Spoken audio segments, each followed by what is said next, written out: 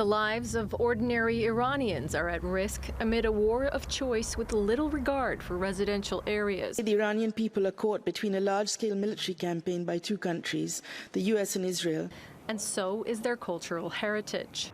UNESCO heritage sites shine a light on centuries of history. One of the most well-known and ornate World Heritage sites in Iran does that literally. The Ayn-e-Kari mirrorwork at the Golestan Palace in Isfahan is legendary, created by craftsmen from the pieces of broken Venetian mirrors. With the incredible decorative elements, glass mirrors, and many things like that. We sometimes even compare it with the Versailles Palace in France. The work had little chance against a missile strike just meters away on nearby Arag Square in early March.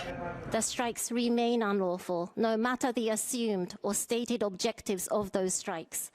International law is not selectively invoked. It applies to all parties in all circumstances.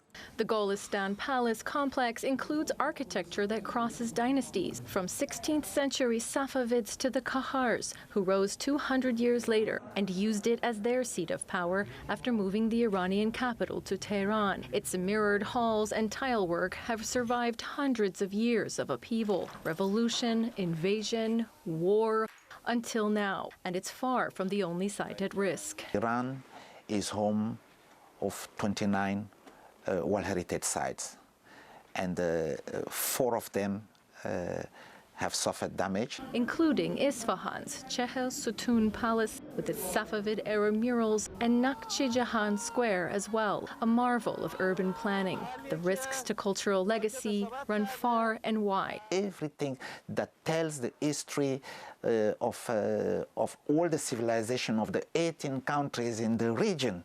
Yeah. We're talking about Iran, but there are many, many others, even in the Gulf countries. If they're lost, these legacies could be harder to repair than broken mirrors. Sarah Balter, TRT World.